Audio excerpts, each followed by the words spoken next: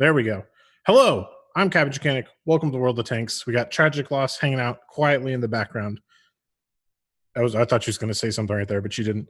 We got a very special stream for you today. We got our very own the Chieftain is going to be hanging out with us, and we're going to be doing a virtual tour and Q&A with Rob Collings of the Collings Foundation at the American Heritage Museum in Stowe, Massachusetts. Very excited about that. We're going to get into it real quick, but before we do that, the news. Just so you guys are aware, what the common test for 1.9.1 dropped today. We got some rank battle changes. The Berlin map is available. Unique visual customizations that we talked about previously are available for testing. Lower tier vehicle tweaks that were mentioned in the previous patch notes will also be implemented. We have the care package Starry Night for Twitch Prime that's available. Make sure you redeem that. That's a very cool Van Gogh inspired style. The road to Berlin is going on for another 3 days. Make sure you finish that up. And we also have our Act 2 Honk for Glory event, which is the second step of our 10-year anniversary countdown. We are re-enabling tank horns. Please abuse them. I'm sure everyone will be fully annoyed by the end of the week. And then we can get rid of them and be very happy we did again. But it'll be a fun little blast of nostalgia. And also, if you didn't know, the Panhard Tier 8 Wheelie Boy is currently in the premium store. If you're interested in such things, check it out. Tankrewards.com, still going on. Make sure you redeem your Tank Rewards points. Got a couple weeks left on that. World of Tanks Salute, reminder that we will be adding the Canadian Armed Forces in the very near future. Hope to have more on that for you in about a week. And we have our Corsair Community League still going on. Keep up with, we'll post the link to that. If you're interested in watching some competitive 5v5 World of Tanks casted by your favorite World of Tanks community contributors, go to the fantasytanks.com link I just put into chat and check it out. And with that, I think we're going to introduce our special guest today.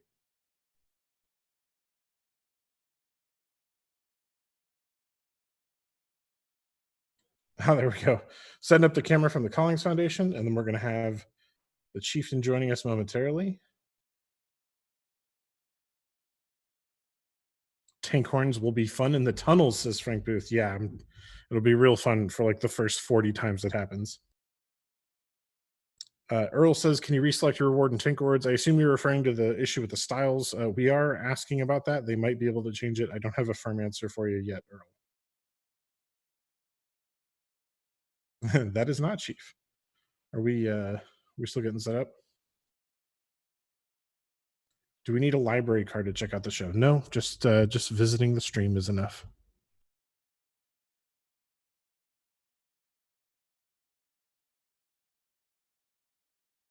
Manfred on Twitch says, is my boy Leo there?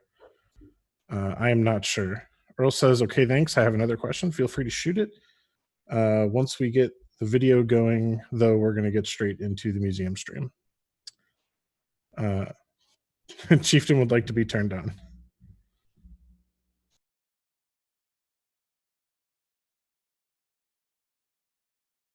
Orlando will have a 2-hour stream today, assuming we sustain that long. There will not be a code today. That'll be next week. Johnny on Twitch says, Rob looks like he is at a mall of tanks. Well, he's at something similar. He's at the American Heritage Museum in Stowe, Massachusetts, which has one of the more impressive armored collections in North America. Are we having trouble getting Nick's video going?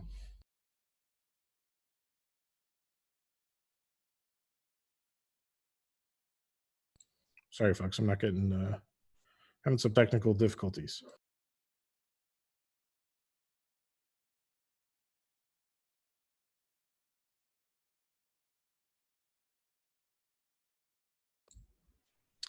All right, we're going to do a minute Q&A here while we sort out the video situation. There we go. I see a Nick.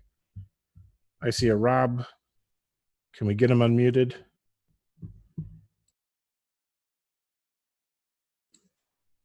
We're using Zoom instead of Discord today because apparently Discord doesn't support camera on iOS. And there we go. Okay. We have audio from Rob. How's it going, Rob? It's going great. How are you doing? Pleasure to have you on the stream. We're doing great here. Very excited to see your collection. I've had the privilege of seeing it in person last year, and it's great to see it again through the internet.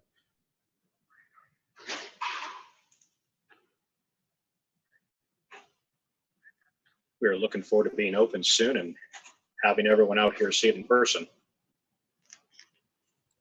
I notice you have the, while we're getting Chieftain's sound figured out here, I notice you're right in front of the epic Pantherverse T-34 display. You guys did a really awesome, you have like an animated show with that where smoke comes out. What inspired that?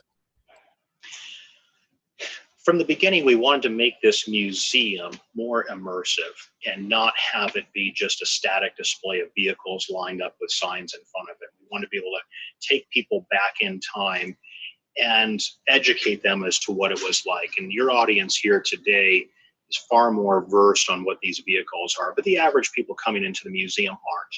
So we have to really inspire them. And these immersive displays do that, whether it's the World War I trench or the Panther VT-34 battle that goes on. It makes it kind of fun and exciting for everybody. I'm alive, I think. There we go. Hey, there's Nicholas. Hey, Rob, how's life up in Boston? Oh, it's very good. Nice and warm today. This is my second summer now. I'm coming up to in Central Texas, and I'm still doing a little bit of adjusting.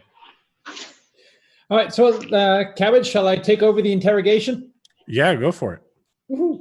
All right, so I guess we'll start at the start. You are the American Heritage Museum. You're also, the other names that will go around are the Collings Foundation, the Littlefield Collection, and the Military Vehicle Technology Foundation. How do they all interrelate? So this collection started as Jacques Littlefield's personal collection and moved into the Military Vehicle Technology Foundation. Unfortunately, Jacques passed away in 2009, leaving one of the largest armor collections, private armor collections in the world, with almost 240 vehicles. There was a desire amongst the family and trustees after his passing to keep this collection going into perpetuity. And in 2013, July 4th of 2013, the Collings Foundation was granted the entire collection. And we started working on the design for this American Heritage Museum, what it turned into. Now, a lot of people will note that there's not 240 vehicles here. We called down to what we believe is the core of the collection. And it's focused in on what is important to American history. It's not just U.S. vehicles. We have British, Russian, German, Japanese, but we wanted to focus the collection a little bit to have a thematic storyline. And the storyline is starting off at World War I, going to all the battles in Europe in World War II over here. We pass underneath the mezzanine into the Pacific. We have Korea, Vietnam, Gulf War, Iraq, and Afghanistan.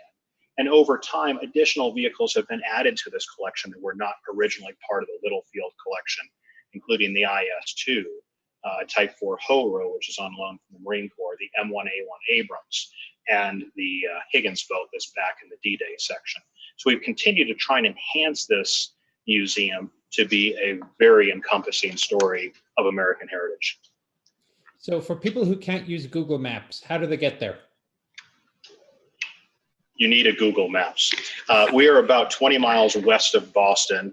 The entrance is in Hudson, Massachusetts, and anyone with Google can find it quite easily.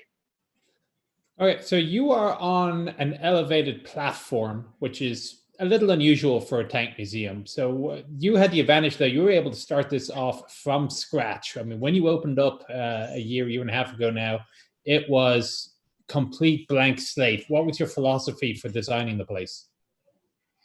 Well, that's true, Nick. We were very much blank slate. And when you look out here, we wanted to create a vision for people.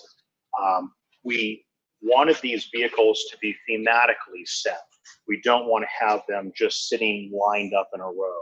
So you'll notice North Africa, Clash of Steel, there's thematics around them.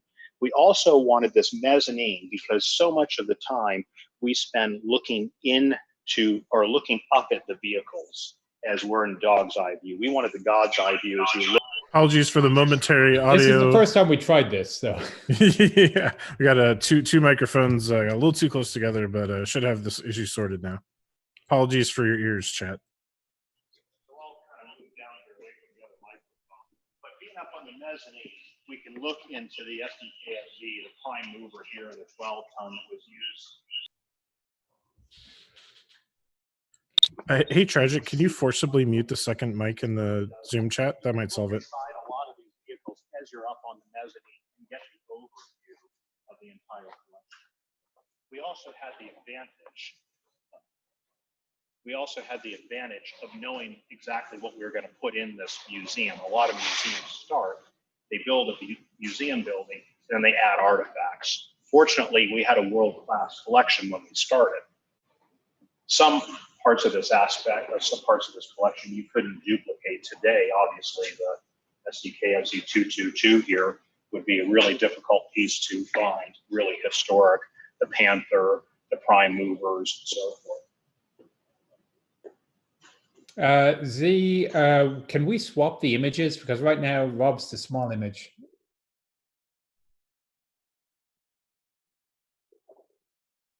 I promise I'm going to sit right here.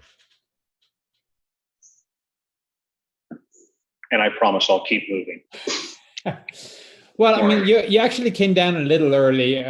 One of the nice things about your museum is the way that you get introduced to the collection, because a lot of museums, you just kind of walk in the front door and there you are. You do things a little bit differently. Absolutely. We want to do it very differently. We want to give you a narrative timeline in a chronological order. So when you come into the museum, the first place you go to is in the Orientation Theater, which brings you from the Revolutionary War, which obviously has a lot of locations around here, up to World War I, giving you that historical narrative. From that rather vanilla theater, you move into a World War I trench. And perhaps a bit later, we can go inside that trench. And there's an entire immersive experience as you go through this World War I trench. From there, we enter war clouds. How did World War II get started? Again, another immersive theater. World War I and World War II, you can think of them as a continuation of one another. We had an intermission between these two conflicts, but they're very heavily related to one another. We want to convey that to the public. And when you finally get out of war clouds, after the attack on Pearl Harbor, we're discussing Battle of France, prior to that, invasion of Poland, and so forth, you're greeted by this view overlooking the entire war in Europe. So how this little regional conflict that we didn't want to be any part of as the United States erupted into the entire Second World War. So as people get their first glimpse of the collection, so the vehicles are all, well, vast majority of them at least, are in nearly pristine condition. And the immediate question is, do they run? You mentioned these vehicles are in pristine condition, which is absolutely true. Jacques did set a standard for vehicle restoration, I think, at the time. You look at these vehicles, whether it's the 222, I'm standing by, Panther, Matilda, any of these vehicles, and they are in spectacular condition, and they are all running vehicles. Now, but we have a number of them that are running, and in fact, we have tank demo days coming up here. The first one, July 4th weekend, on July 4th and 5th, where we'll have several of the vehicles out running in a display area for people to see. While you're on the ground, so this is one, I'm going to use you now for a second. I'm sure this is going to prompt some questions for the chat. Can you start walking to the Japanese Ho Road, please? I have no audio. You lost your audio. We're going to head to the Ho Road. Because I have a question. I'm making a model of a Type 97 right now, and I am curious how the suspension works. That works too. All right, so no you. worries. So one of the advantages of having a museum handy is you can go and look at how a real tank works and is designed. And I'm making a model of a Type 97, and I'm curious about the suspension unit, how it's actually designed. And the Ho-Ro uses the same suspension. So if you look at the bell crank suspension on this piece, there's a long horizontal tube along the lower hull side. And I'm curious, are there 1, 2 springs or something else entirely in there? Yes, that's it.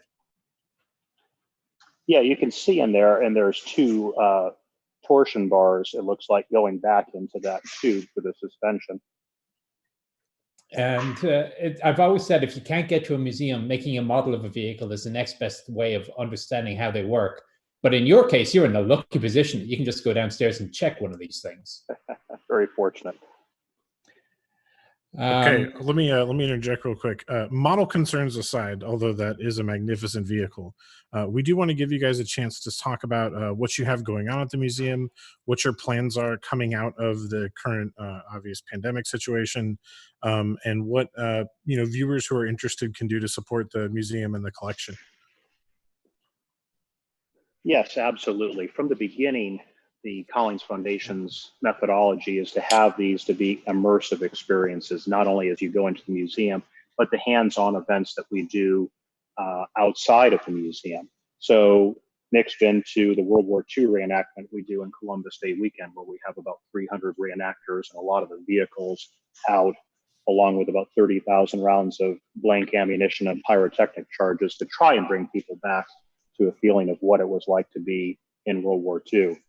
That's one of our reenactment events. We also have the tank driving experiences coming up, where people can come in and watch these vehicles out in that amphitheater where they can be driving around. On top of that, what I think is really the part that people would appreciate more on the World of Tanks site is the fact that they can drive some of these vehicles. We have two of the vehicles that are available for a driving experience, the M24 and the M4A3. We can go in the shop if you want and take a look at these. And we had a little video we put together today of driving the M24 Chaffee out on the driving arena, which was a lot of fun, obviously. If we want, what a silly question. Go ahead. And then the Sherman is rather spectacular because in the last couple months, the guys have been working in the shop on this vehicle. And it now is the only that we know of dual control Sherman in the world. So to make it so it's safe and drivable for everybody, this has a dual set of controls in it. So as Ryan comes up here, we'll look inside of the Sherman and you'll see that the controls are duplicated on both the driver and co-driver position, as many of the vehicles are, like the M24 already is, and the M26 and some others. This allows us a safe operation where we can put inexperienced drivers in the driver's seat and have an experienced instructor in the co-driver's seat, and he still has brakes, clutch, throttle, gear shift lever. We have modern communications in here, so the driver and the instructor can be talking the entire time. And the guys are doing a beautiful job restoring the tank at the same time. Is James Garner's signature still in there somewhere? We took that plate out so it would not get cleaned and painted over, that's for sure. We like the James Garner signature, as you're alluding to. This was the tank that was used in the movie Tank back in the early 80s. It's quite a special vehicle for us, as this was our first tank. This came out of Indiana as part of the Ropke collection. And of course, Ropke was one of the major players really in armor collection early on. And was very proud, unfortunately he's passed away, that he got both the Collings Foundation and Jacques Littlefield involved in armor collecting. So, of course, you still have the manual transmission. Are you going to put somebody through a test that they can drive a standard transmission before you put them in a Sherman? So we were going to do that initially when it was a single driving position, is have the M5 high-speed tractor as the training vehicle. In this case, we prefer to have manual transmission experience, but the instructor driver does have a clutch and a gear shift lever. So we can do a lot more instruction in this vehicle, hopefully. So what level of work do you do in this shop? I mean, it's a big shop, but it seems relatively well equipped. Do you machine entirely new parts, or is it more traditional repair? Yeah, no, we do. If you look over to the side, we have a lathe there, which I think has about a 14-foot capacity. So we could even make gun barrels there if we had to. Bridgeport, smaller lathes, a lot of welding and fabricating equipment, and the guys are doing all sorts of fabrication jobs. This vehicle was a great running and driving tank when we brought it in here. Cosmetically, the interior has been stripped out and refinished. The basket, if you're looking over there, had a lot of rot and corrosion in the bottom, so the diamond plate is being taken out and replaced. Just as over time, it's not stood up, so they're working on that. But this is not a major heavy fabrication piece. There was some interesting fabrication issues when you're trying to interconnect controls from both the left and right side in a vehicle that never had it to begin with. So, of course, all this is costing money. I'm to understand that you have a donor matching fundraiser going on right now. Is that correct? That's absolutely correct. We have a donor which has committed $50,000 as a matching grant. So every person out there, any amount you donate today, they're matching dollar for dollar. If you make a $50 contribution, 500, 5,000, whatever it is, that is doubled. And that really helps the museum during this difficult time when we're closed down and we're not able to have people come through the front door, which is really what we love most, is sharing this collection with the public. And then these hands-on experiences are on hold right now as well. Yeah, I remember that was one of Jacques' criteria, was that wherever the collection goes, it must be available to the public. And there were some other folks who put their name in a hat to take it, and they weren't going to show it off. Well, that's such an important part of this. We are stewards of this collection, and we're able to share it with the public for many, many years in the future, into perpetuity, to keep this history alive. And it's very important for us to do that. We've had numerous folks come through the museum. We only opened last May. It's been just a little over a year. And to have some of the events we put on, with like Clarence Smoyer being here in front of his, or a Pershing, talking about his experiences. Some of the more younger generations, the crew of the Abrams has all been here talking about their tragic experience in that particular vehicle. And so it's touched a lot of different folks. We have an amazing group of volunteers that are here that are extremely dedicated. A lot of them are tankers from the Vietnam up to more present era, Cold War, Gulf War era. And they just love being here, and we could not do it without them. There's a question here. Does the fundraising, if you throw in a certain amount, does that include membership of the foundation and access to the museum? Yes, any contribution between now and VJ Day is matched 100%. And would the contributor also get the access to the museum as well as if he was a member, or is that a separate thing? Yep, no, you can do memberships as well. Fantastic. Well, since you mentioned the Pershing, I'm kind of curious also. Last time I was there, they were painting up the M4 A376 in a Korean color scheme. I'm kind of curious how that looks now. Well, let's go out and check it out.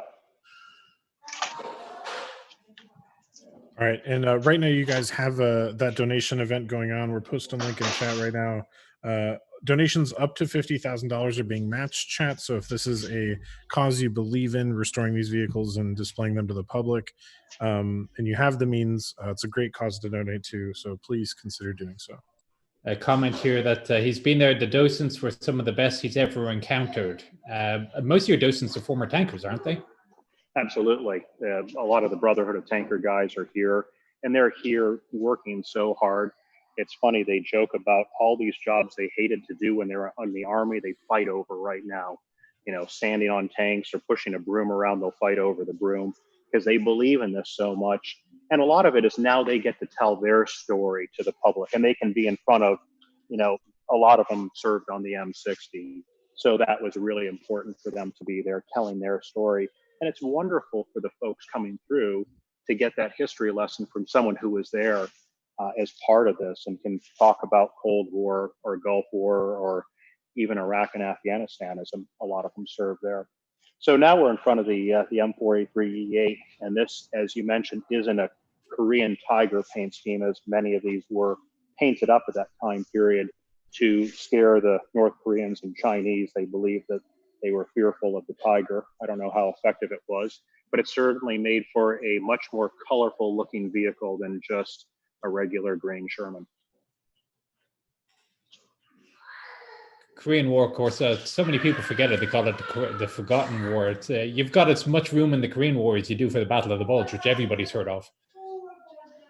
A lot of the vehicles that are in Korea could have been in Battle of the Bulge, and this is a bit of an issue we had when we were designing the museum.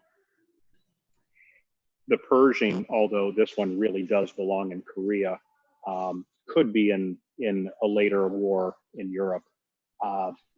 The Priest, the Half Track, even an Easy 8, all of these are vehicles that transitioned from the end of World War II up to the Korean War. And I think that's an important storyline as people go through and they see these vehicles. We were not prepared for Korea. And that's a theme you see here historically. We keep making these same mistakes over and over again as a country of not being prepared. And Korea was a perfect example of our lack of preparedness for an additional conflict. So I saw very briefly a non-tanky thing over to the camera right, your direct front. A non-tanky thing. Would it have wings and be silver? Yes, it would actually. Yeah. So we try to implement in other artifacts here that are not armor related that help tell the additional story. So this particular aircraft is a North American AT-6 Texan, but in Korea, they were used and they were called an LT-6 Texan as a liaison aircraft. So they carried smoke rockets and they were a forward air controller, pioneering the forward air controller concept. At the time, we were transitioning into more of a jet air force, and the jets were very quick and they could carry a good payload, but they had extremely short loiter time as they were consuming so much fuel. Well, one of these World War II trainers has a very long loiter time and has the ability to have an observer in the back seat looking for targets of opportunity. They would mark them with smoke rockets and then call in an airstrike. So the reason it fits in here with the armor side of Korea is these were down in the mud with the grunts. They were protecting them as they were moving through and looking for these enemy targets. All right, so let's have Ryan flip around the corner and have a look at some of the post-war stuff. Mini Bolo, yes, it is an M26A1 with the fume extractor. So that might be the answer to another question I wanted to bring to your attention, Chief, which was Komodo Dagger asks, why does the Pershing have 7 track wheels in the museum, but in the game our tank is 1 wheel longer? Is he thinking the T-32 that looks very similar? We have a lot of different vehicles from that series, so I suspect that it's possible that there's a slight difference between the models.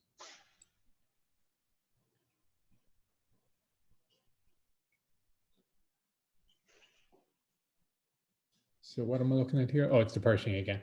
All right, so let's hop left to some of the Cold War stuff. Actually, before you do that, you have an M3 gun motor Carriage, the 75mm half track. Yeah, we do, right over here in Pacific. And I'm aware of 3 that exist. That's correct. I have the same number.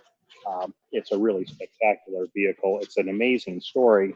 I think the most amazing part of the story is the French 75 and how this World War I cannon found useful life in World War II, both on American vehicles like this M3 75 and also with German pack guns. So they were remanufactured and pushed back into service yet again.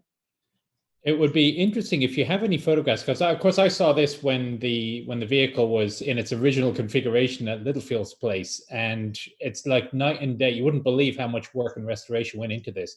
I would be very curious if you have some of those old photos. You can put it up on your Facebook page so folks who are watching this can see the level of work that you guys have done. Well, we'd have to go back and see if we can get them. By the time we were involved with MVTF, this vehicle had already gone down to Salt Lake City, where a lot of the restoration was performed. And then we brought it up here afterwards, after Carl Smith had kind of gotten done with the restoration, which they did a fantastic job down there. And we added in the original 75 to it. And I think the armor probably was made up as well at that time. I'm not sure if it's the original armor plate on this thing or not, on the upper gun shield. Yeah, so you have a lot of these rare little things that a lot of people won't notice so much because they're not cool King Tigers or whatever, but you've got that, you got the Horo, you got the 222, you have the rangefinder for the 8.8.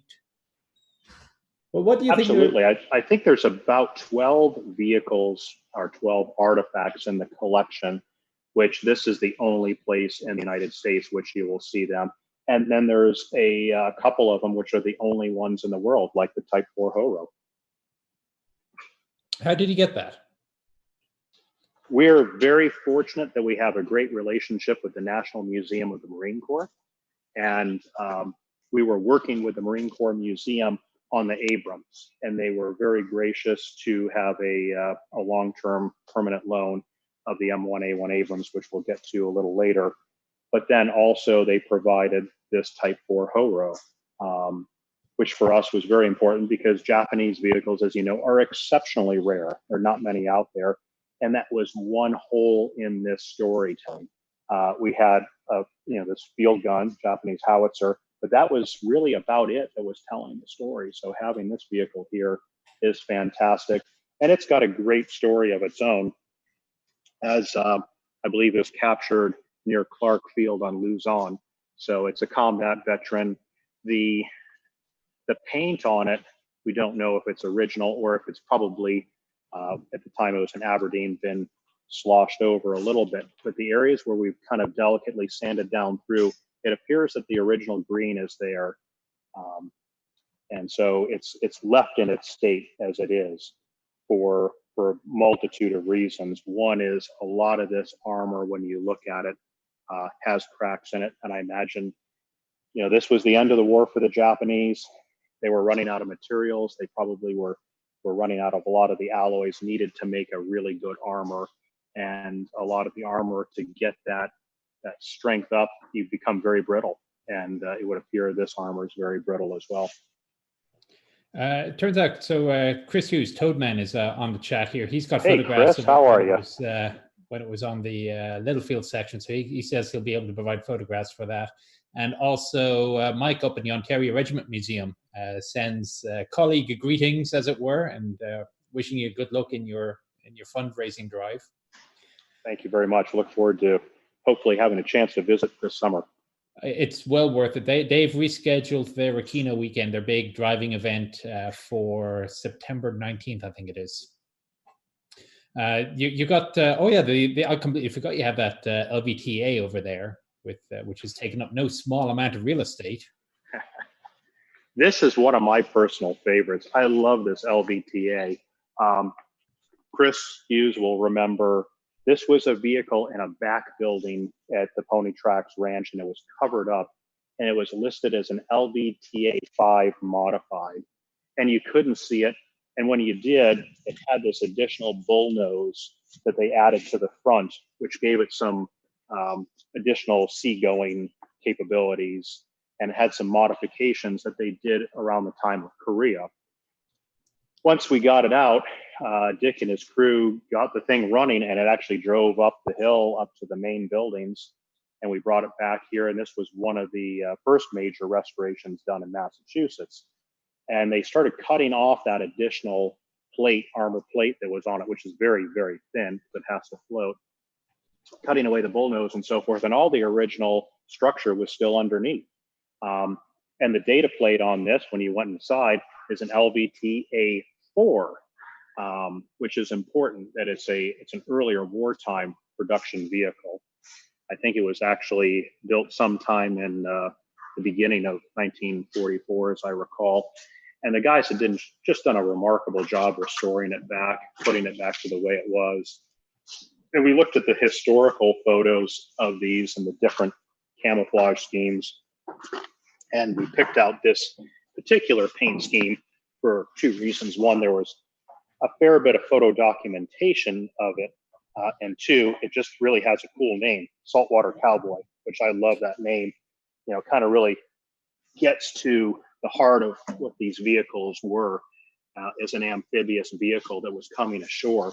And I wouldn't want to be in one. Nick, as you know, you don't want to be a target.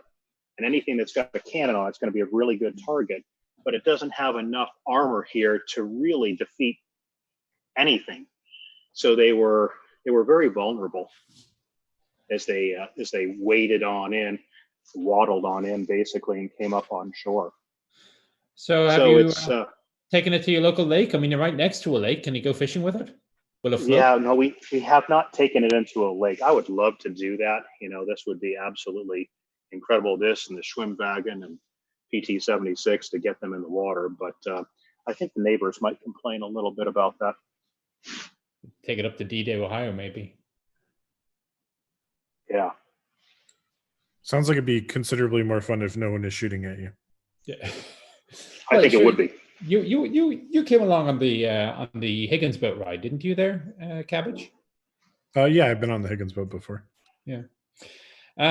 Just a note for the guys in chat. I mean, we have a very rare opportunity here. I can't remember the last time we have ever gone around, or any museum has ever done a sort of a live tour of a museum like this. So if there's anything that is really bugging you that you want to see or you want to find out about, this is your time to check. But in the meantime, I guess it's how did you get up there anyway? We levitated. I didn't see a ladder. No, we got Owen here, and he is taking care of us. He's running around with a ladder. So when you do want to see something as esoteric as an LVT, we can get up on it. Because as you know, there's no easy way to get on one of these things. They are so amazingly tall. And that's one thing I want to impress on people is as cool as this video is, and especially the in-cabin shots are really special. You really have to see this stuff in person to have an appreciation for it. You really, really, really cannot experience the full impact unless you see this stuff up close. And if you have the opportunity to get inside one that's running, that's a whole other can of worms. Definitely worth the experience if you have the interest and the means. So, Kevin, it's a really good point. Not only do we have the driving experiences, but those are expensive. We do have a lower price point item of just riding in a tank. So you can ride in the M10, which is an amazing tank destroyer up in the open turret, where we have these tank driving experience days, or you could drive the M24 or the Sherman. So Como Dagger's got an interesting one. So of course, back in the day when these vehicles were made, they all ran on leaded fuel. And now, and also a lower grade octane usually. So what do you run them on now? When we have vehicles that are not going to get run very often, that will be in long-term storage, we do use aviation fuel. It's 100 octane, but it is a leaded fuel. It's stable for many, many years. For vehicles that are running on more of a daily basis, we do run them on regular 87 octane. Unfortunately, today's fuel has a lot of ethanol mixed into it, and its shelf life is about 30 days before it starts to go bad. So we don't want to ever leave that in vehicles. And then the ones, when they come into the museum, they're drained. So we don't keep fuel in them once they're in the museum. It's going past now Vietnam section. Another boat. Okay, PT-76, that's a cool vehicle. Will you ever get the Panther up again? Well, we're going to walk around back to the far side in a little bit. Somebody else wanted to look at the stub, but while we're in the Cold War section, I see you've done a little bit of terrain work, all right, since I was there last. Yeah, all the scenics have been done. With Vietnam, this was a very important area for us to make sure we got it right. Every area is an important area to get it right, but especially Vietnam, because we have so many Vietnam veterans coming through, and we don't want to hear from every single one of them, that's not the way it looked. So we were taking this kind of elephant grass, sawgrass that we were finding, and making sure with our veteran pool that this is what they recall it looking like. Because we want to make sure when people see this, that they go, yeah, that feels like it is in its context of where it belongs. Camper for Life wants to know, is there any way of getting involved with the restoration side of the house? Yes, if you're in the local area, absolutely. We have volunteers who are involved with the restoration that come in and help us out. And as I mentioned before, a lot of them are former tankers like the BOT guys, and we can't do it without them. They're really amazing, and they get into all sorts of aspects of the restoration, depending upon their skill levels, from running a needle gun or sandblasting all the way up into true vehicle mechanics and wiring. So they just drive up to your front door, knock on a door, and says, "Hey, I'd like to volunteer." Call us up. We'll put you in contact with Dick Moran, who runs the shop, and go from there. Somebody wants to know, does the autoloader in the T-72 look like it's going to chop anybody's arm off, courtesy of that? I would not want to get my arm anywhere near that autoloader. The T-72 is a fascinating vehicle. Oh, and if you want to bring a ladder over, we'll climb up inside.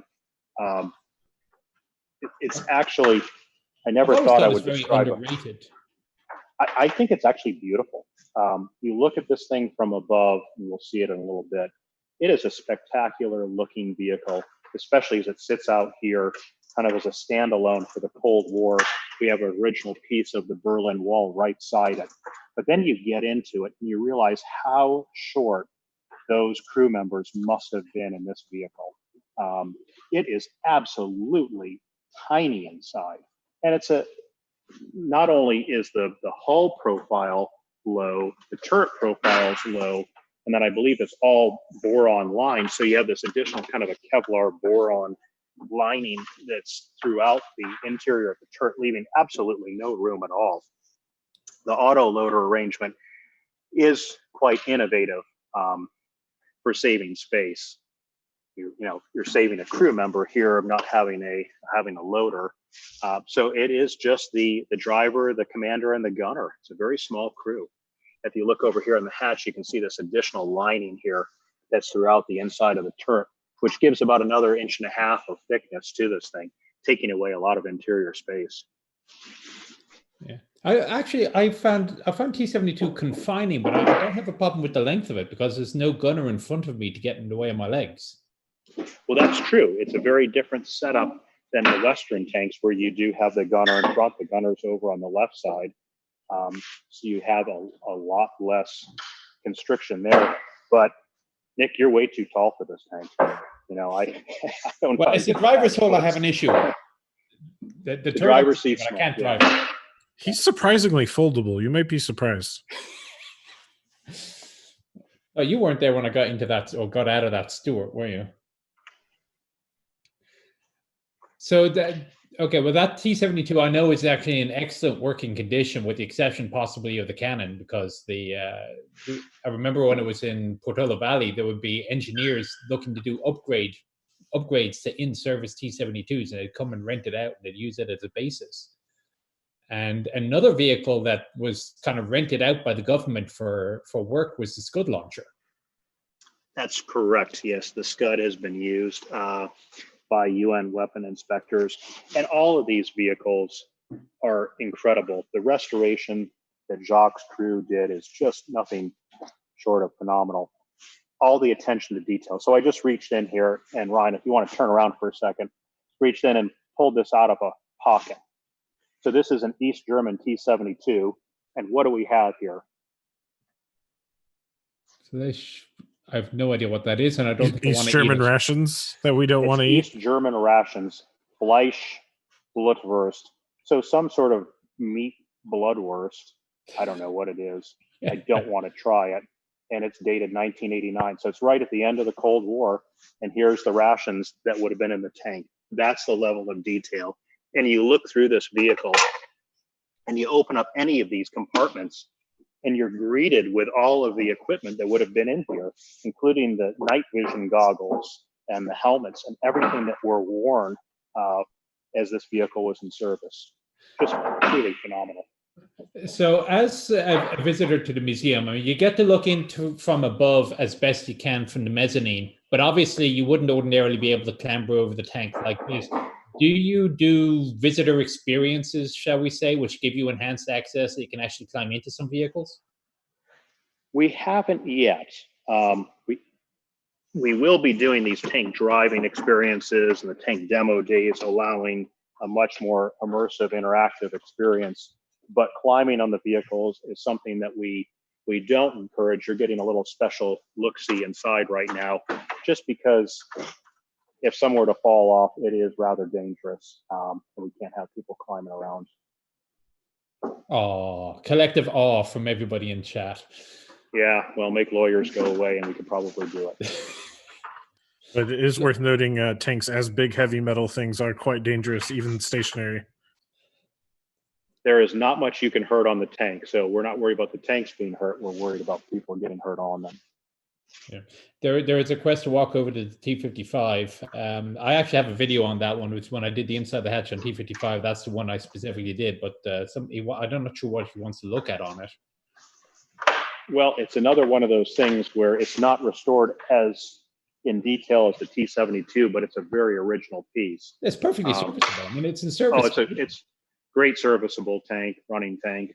And what can you say? It's the most produced tank ever. This is really an important vehicle. it kind of gets a little bit overlooked as it's sitting next to a Scud missile launcher, and it's hard to get a whole lot of attention when you're next to a Scud, and then you have an Abrams a little bit away, but it is a phenomenal vehicle. Ryan, have a look at the, when you're ready, have a look at the cork that's in the bow plate there. Just so people can see some of the simple low-tech Russian solutions. Right up here. I do want to give a shout out to there you Ryan, our cameraman. He's getting a lot of compliments in the chat for his excellent camera work. Simple solution. The other thing that's while you're next to the Scud is, if I recall, in one of those compartments, you can see all the vacuum tubes, the high level of computerized technology that is used to operate the Scud missile. So yeah, Nick, as you mentioned earlier, that UN's weapon inspectors have used this as a training tool because it is so complete. We'll bring the light over here and look inside. Everything is functioning aside of it's not a live missile and warhead, obviously. But when you power it up, everything lights up. The hydraulics lift the missile. You could go up to the point where the arms open up and you'd be ready for launch, and the whole launcher would come down. It is absolutely a phenomenal piece of engineering. And not only that, you just stick your head in there, and I wish you had smell-o-vision here right now, because you can smell this vehicle. You can smell the hydraulic fluid. You can smell everything about it. It is so authentic in that regard of the visceral sense. You kind of cheated on this one. You have it painted up as an Iraqi one, but for full disclosure, it's formerly Czech. That's correct. This is one that came out of Czech Republic after the wall came down. It was not an Iraqi vehicle, but from a U.S. historical perspective, what Scuds meant to Gulf War I is really important. This was really the only Iraqi vehicle that was used as an offensive weapon during the first Gulf War. And the fact that we lost the majority, I think, of our losses in that war were because of the Scud and the 28 Americans that were killed, part of the Pennsylvania National Guard. They were in their barracks just by having a missile hit at Tehran. There's a chap in the chat who said that he was on the receiving end of a Scud. It missed his tent by about a half a mile. Half a mile sounds like a big distance, but I think that's awful close. It's enough to attract your attention. I'll give you that much. It's closer than I'd like to be. You don't know if there's going to be another one following that might be a half a mile off. So going out to your community here, any photos that people have of Scud missile launchers in Iraqi service, we'd love to see additional photos. They're exceptionally rare. Every A-10 or F-16 pilot that you meet from that time period says they were out hunting Scud missiles. And you talk to any of the Air Force staff, oh yeah, we destroyed all of them. But do you know how many were actually of the mobile launchers were destroyed during the first Gulf War? I'm going with about a dozen. 0. We hit 0. We hit a lot of school buses. So the Iraqis would paint up school buses because radar signature and size and everything's about the same, and put them out there. And every A-10 pilot or pilot that came along that destroyed a school bus. These things, from the time when they launch, it's like a 45-second for everything to come back in. And if we come around the back side of it, all of the support arms and everything, the stands, they just literally, there's a button where they collapse in, and you're about 45 seconds from launch to scooting out, and they go back and hide. They knew exactly what to do. So all of the launch sites that we did destroy during Gulf War I were the non-mobile launch sites. There is, on the web, if you hunt around, there is a scale model club from Belgrade that built one-to-one scale models of the MiG-29 for the Allies to blow up. And if you look at them from anything over 50 yards, they look just like the real thing. Put a couple of containers of fuel inside to make a nice secondary explosion, and there you go.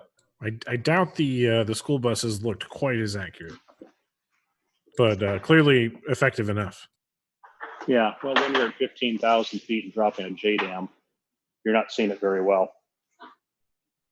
I believe there's also there's a specific anecdote about Jacques Littlefield to whose legacy we all clearly have benefited from incredibly, about getting this particular vehicle into the United States. Are you interested in sharing that? It's rather remarkable at times to think about importing a tank into the U.S., but having done it with a few of the vehicles, it is not all that big of a deal. You submit to the ATF a Form 6 for the importation of an implement of war. Even the IS-2, we submitted this Form 6, and it comes back with the destruct method of how you're going to destroy the breach ring. And the fact that an IS-2 had never come to U.S. shores at any point in time, and yet they had these drawings of the breach ring, and they would come up with exactly how you're going to destroy this, is amazing. It's a real credit to the ATF of the library they have on all of these weapons. Now you go and you want to import a Scud missile launcher. That is not something that's part of the ATF's records. They don't have any methodology of how to destroy a missile when it's imported in the US. And so both this Scud B and the Scud A, when they came in the country, were held up for quite a long time. And I was very curious when we became involved. I was going through the paperwork up in Portola Valley and looking through. And when it came to the Scud B, I'm like, that's interesting. I know it was held up. I wonder how he got it in. And you start going through it, and you look at this one piece of paper, and it was a reference letter. And you read down through it, and it was basically on Jacques' character. And at the bottom, it's signed by Condoleezza Rice. And I thought, wow, that's pretty impressive when you have Condi Rice writing you a letter of support for bringing this vehicle into the country. I was quite impressed. So I don't know how you would do this today. Jacques clearly had a lot of horsepower to get this done. And it's a remarkable piece. And you look at these things, and I'm just blown away all the time. I mean, you come up here, Ryan, you see these tires, which are just massive. But the fact that you look down here and it says made in USSR in English, and the Eastern Bloc vehicles have such an amalgamation of languages. So the Scud, everything's primarily in Cyrillic, aside of tires, because they were exporting these to other countries where Russian was not a primary language. The T-72, that is an East German production. Everything predominantly is in German, although there's a bit in Cyrillic. You go inside the T-55 and it's in Czech. You come over here, and this is a great vehicle because it was a Gulf War captured vehicle, and you look inside Gavitska, and all of its placards are in English because it went to the Middle East. The common language was still English.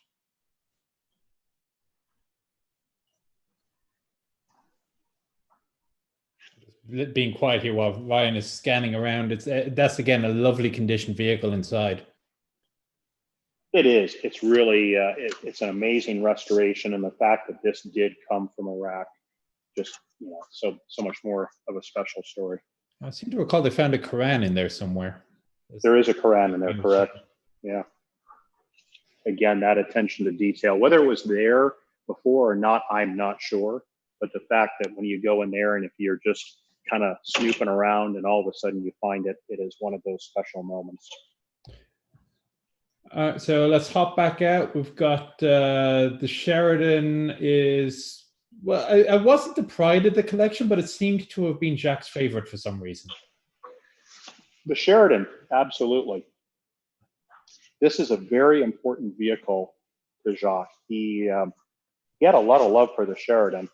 Unfortunately, every guy I spoke to who was on a Sheridan doesn't have a whole lot of love for it.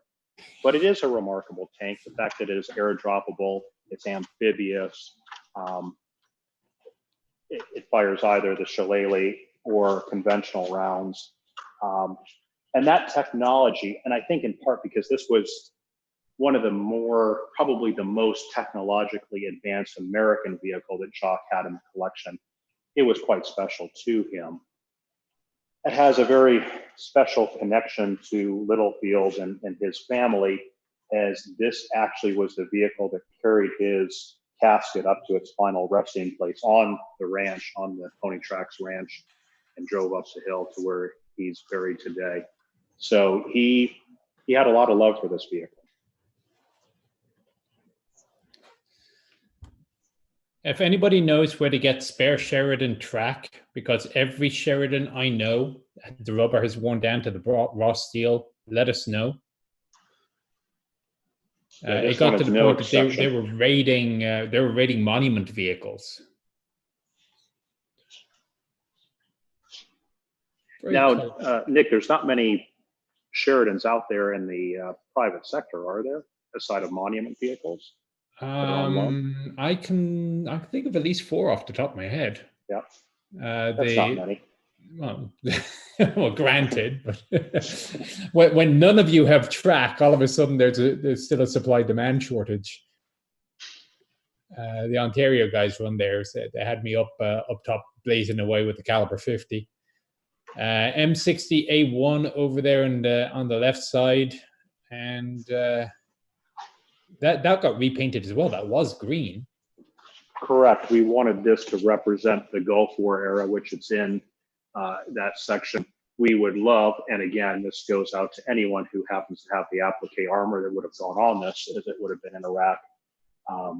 We would love to put that back on it, but it is intending to talk about the Iraq War, the first Gulf War.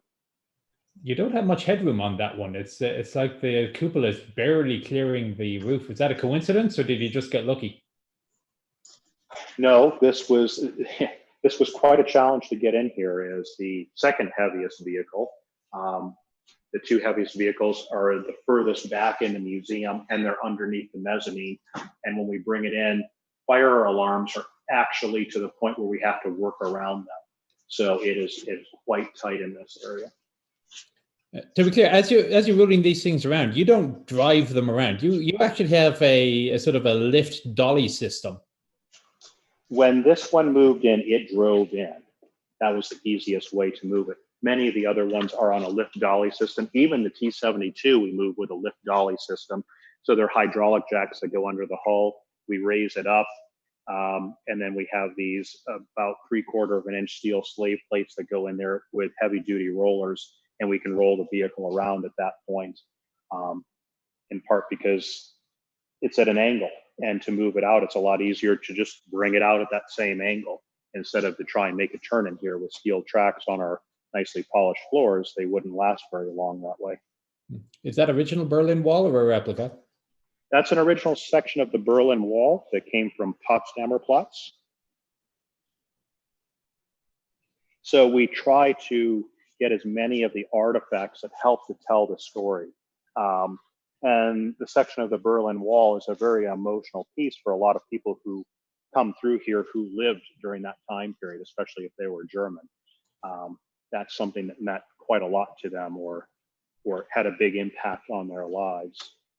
Bringing in a lot of the uniforms. Some of the uniforms here are very specific. We have an original Doolittle Raider uniform talking about that initial attack right after Pearl Harbor.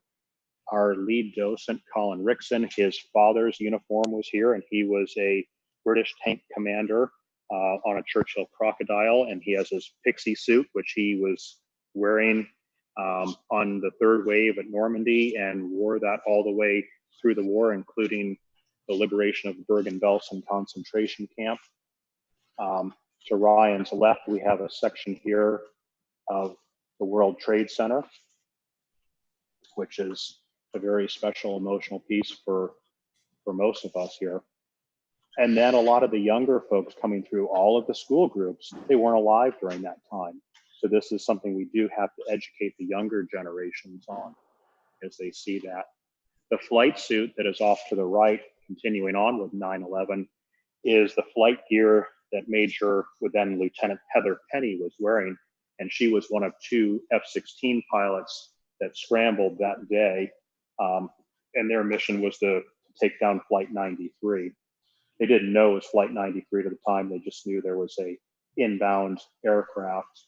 And they had no cannon rounds and no missiles on board. So their plan was to ram the aircraft, knowing that everyone on board would be killed, and they would be killed in the process, but they would save lives on the ground.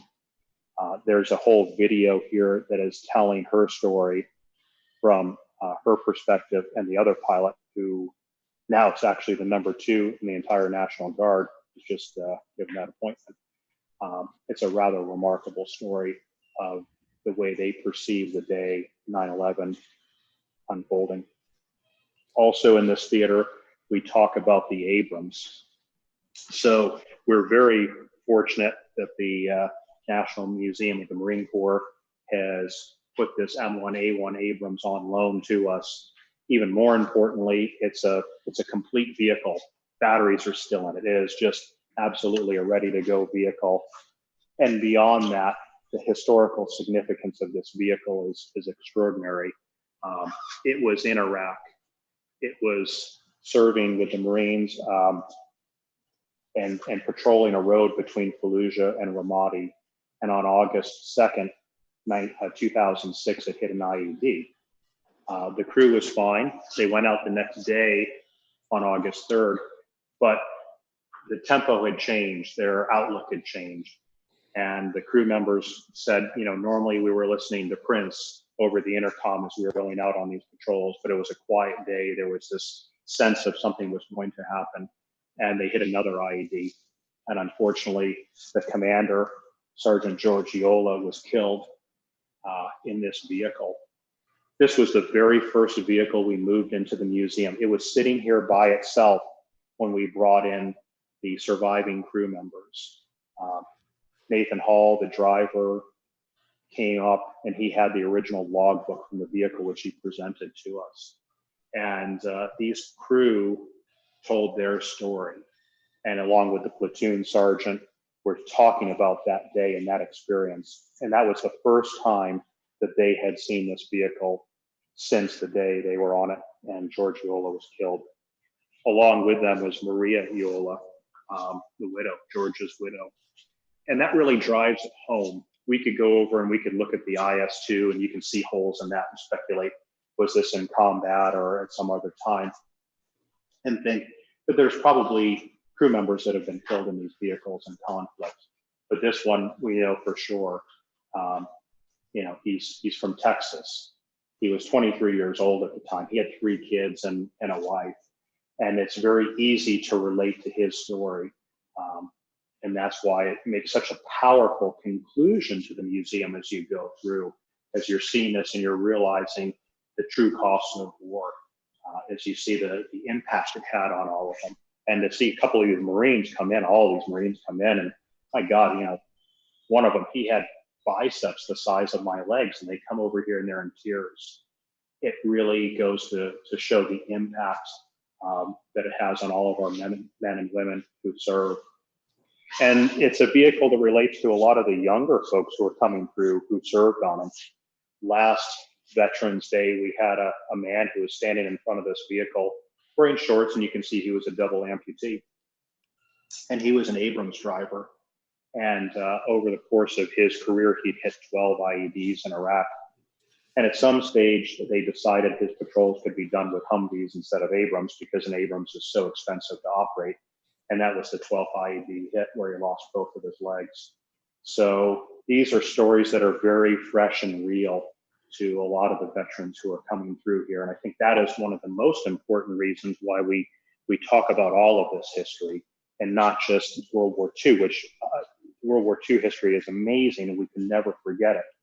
But we also have to keep these more modern stories alive.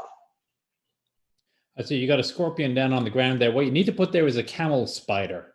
I don't know anybody who encountered scorpions, but camel spiders, everybody was afraid of those, and they're actually harmless. Is that right? Yeah. One of the neat parts of this, we look over here at the barrel extractor, the artwork. So when Nathan Paul came in and he looked at the tank, he goes, "What happened with the artwork that I put on there?" I said, "What artwork?" And he pulled out his cell phone and he showed me a picture of Spawn. And he said, "I did this. When George became our commander, as he was a replacement commander there, the original tank commander of this tank moved on to another crew after a combat loss. They took the name off that was originally on there, Kentucky Windage, and the commander got to rename it. He renamed it Spawn. And so Nathan then put the artwork on both sides of the barrel. And he showed me the picture. He goes, well, you can get an artist and you can put it on there. I said, no, Nathan, you're the artist. You can put it on there. He goes, oh, no, someone can do a much better job. I'm like, no, you put it on there in 2006. You need to do it again. And it was about 2 weeks later, I get a call and he's back up from Kentucky. And here he is with his family, with his wife and his daughter. And we sat out here and drank beer till about 11:30 at night while he put that artwork back on. And to me, that is so special because again, it's the originality of these vehicles, telling the story to have the guy who did it put it back on there. It's kind of odd, the bond that you create with a completely inanimate piece of metal. I saw, after I came back from Iraq, I saw my tank in a motor pool in Yakima maybe a year and a half later. And they'd painted over the name and where my gunner had written his wife's name on the right fender and so on. But you're on your tank every day for a year. You know it's your tank. And I went up and I hugged it. And the crew were there going, can I help you, sir? No, just take care of it. It took care of me. And I really regret I never photographed the data plate or the serial number. So I don't know what happened to it. And I have no way of tracking it down. I always regret not doing that. But I was young. I was 20. I didn't care at the time. It's not something I thought I would ever care about. But anyway, so let's go over to the Arsenal of Freedom. And while we're there, why don't you talk about what your reopening plan is, or how you're planning to reopen once this whole virus thing lifts? We'll head to the Arsenal of Democracy. Reopening plan is a little unclear here in Massachusetts.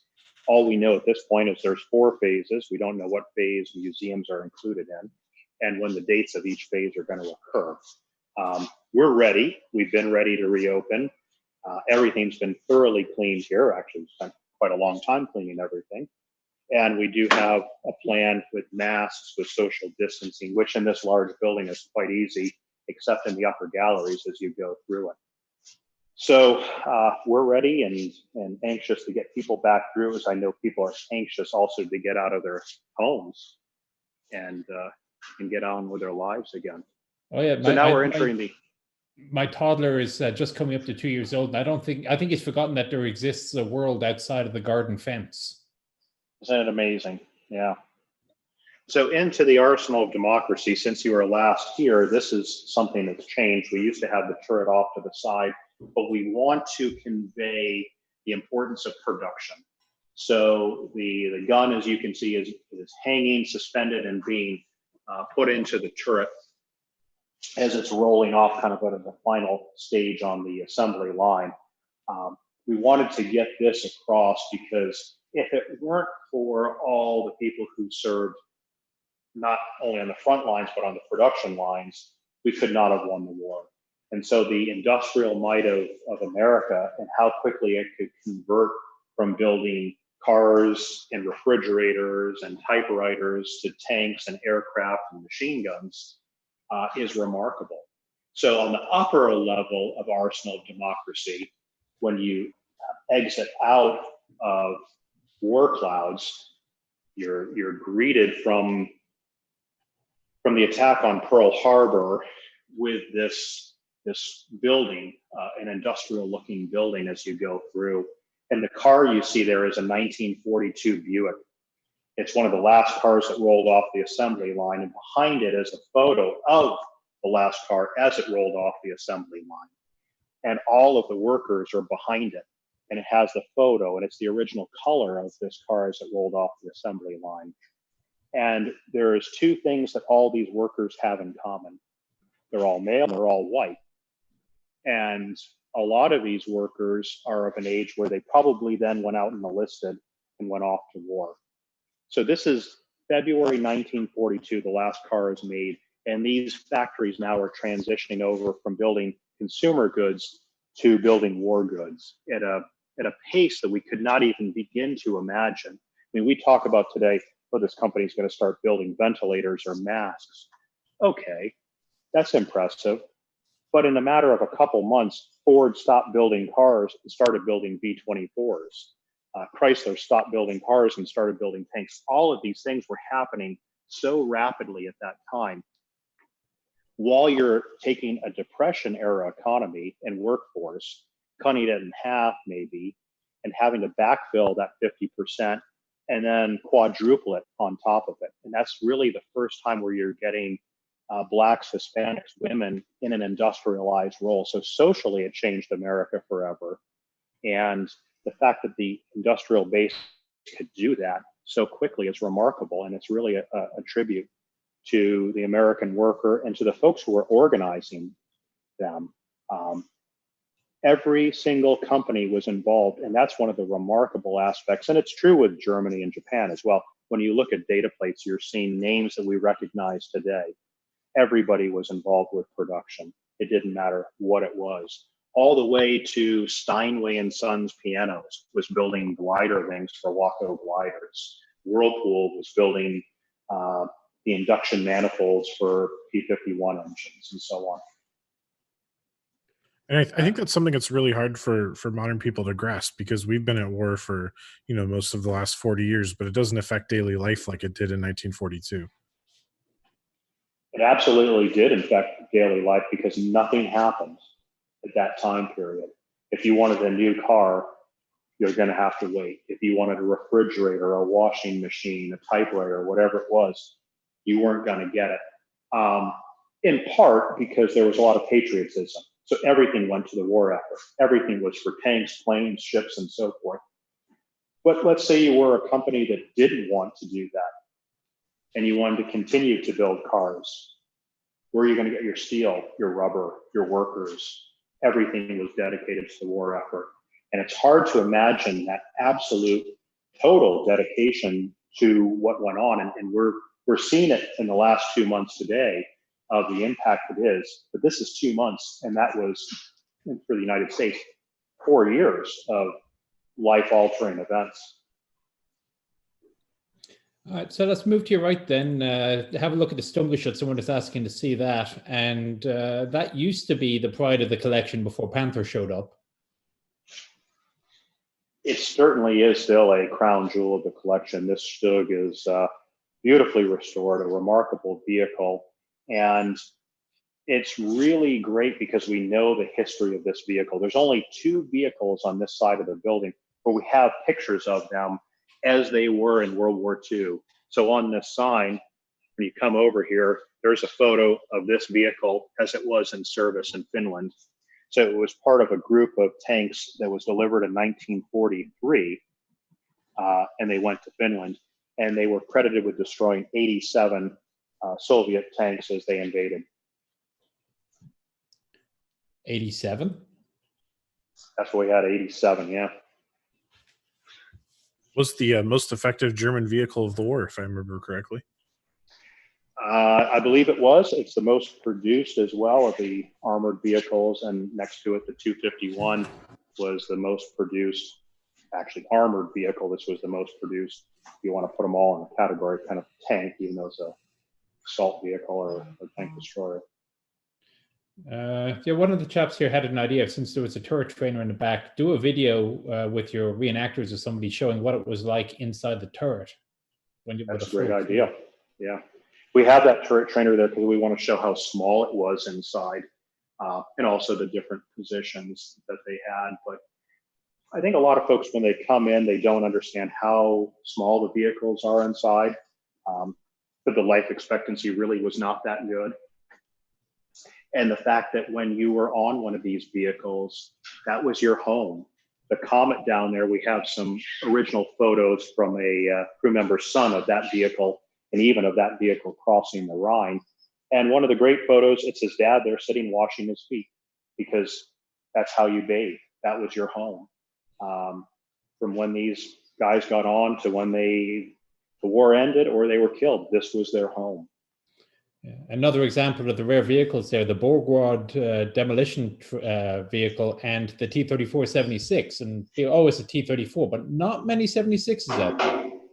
No, absolutely right. This area has some very special vehicles. This is a Beauregard demolition vehicle. I think there's about 4 in the world of these.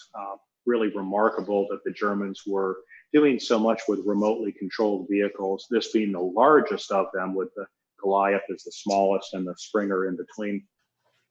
And the fact that it could be manned, there would be a driver in it up to a point, and then it could be remotely piloted going into wherever it was going to drop the demolition charge. And of the three, this was the only reusable variant where the vehicle wasn't destroyed with the charge. The T-34-76 is indeed a very, very rare vehicle. T-34s today are not exceptionally rare as a T-34-85, but these 76s, they, you can correct me on the numbers, I'm just going to go off my head. I think they built like, what, 44,000 of them during the war, and maybe 40,000 were destroyed. Very few survived. Yeah. All right, so let's wander back out to the desert. Somebody's looking to talk about Matilda. I knew someone would want to see the Matilda. Didn't I say that? Well, yeah, why not? It's just such a classic tank. It is. It's a great tank, and it really stands out here, especially as you come down with the more rather colorful paint scheme on it. I guess for people who didn't show up earlier, there is a fundraiser going on. I presume that for the fundraiser, or also for just information as to when you're opening up again, your Facebook page is probably a good place to go. Absolutely. We'll keep people updated on Facebook.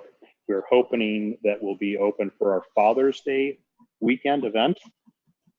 And then we're going to have a tank demo day, July 4th and July 5th, where we'll have a few vehicles out driving around. People can go for rides on vehicles for an additional charge. And also, as we spoke about earlier, we do have the tank driving experiences where you can get in the M24 or the M4 and actually drive these vehicles with an instructor. You're going to drive them down the road, or I mean, you still have an airfield out back, so I can't imagine doing. We have a whole dedicated tank driving area, and I think you have a video maybe you can show at some point from today where we took the M24 out for a little afternoon spin. I think we can do that. If we ever start running out of things to talk about in here, but it's every time I look at this collection, I feel so jealous. I am now no longer near it. You moved to Texas as well, so you know it's. Well, it's not just a collection move. Left California, though. I mean, I can't remember if you were in the room at the time when it was announced that that the collection was moving to the other side of the continent. I think you were. I think you were in the room. And yes, I was there. It was just that like we'd lost somebody in the family. Yeah, it's very difficult for a lot of the folks that put so much effort into it. But I think seeing it today, and I know Chris Hughes is on right now, and he came out and saw it. So you can see what this has transitioned to and how it's being carried on and shared with the public is very important. So should we jump up inside of the Matilda? Jump up inside Matilda, because we can do it. Yeah, Chris Hughes is there going, yeah, you and me both. Dare say waltz with it. Well, while he's climbing up, can Z run that video of the driving? I think that's a couple minutes long, so maybe we'll run it when no one's on a tank. Oh, okay. Well, Ryan's got to climb up it as well. But... Oh, I don't know. He's going to trust me as being the cameraman here for a second. Oh, is he? So we'll see if I can do this. Yeah. Now, if everything goes blank, you'll know who to blame.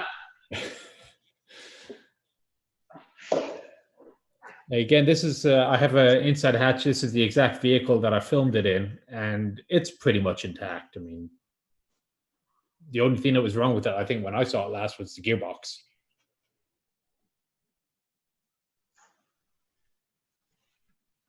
It is so small inside. Tiny little thing, isn't it? It's a cute little tank. When you look at it, you don't think the armor is all that thick, but it is really an impressive front armor on it. And it's V-shaped as well, which a lot of people don't realize. They think it's just straight across, but if you look closely, you can see very heavily armored stowage bins. And the turret elevation on this is quite remarkable as well. You get the camera down in there. It is somewhat notorious in our game for being pretty much impenetrable to equal tier vehicles. The feeling of having a shoulder stock with a cannon is pretty impressive. Yeah, we used it up to a 6-pounder. Then they finally said it was too much. The Grant there is also another, or Lee is another vehicle that you guys did a hell of a restoration job on. Yeah, the Lee is quite a special vehicle. That is not restored inside right now. We're going to hopefully do that at a later date, like you can see on the Sherman we're doing right now. But they did an exterior restoration, and it's an imposing vehicle. Yeah. There's something about the Lee and the Grant with those riveted hulls that looks kind of Jurassic to me. Basic.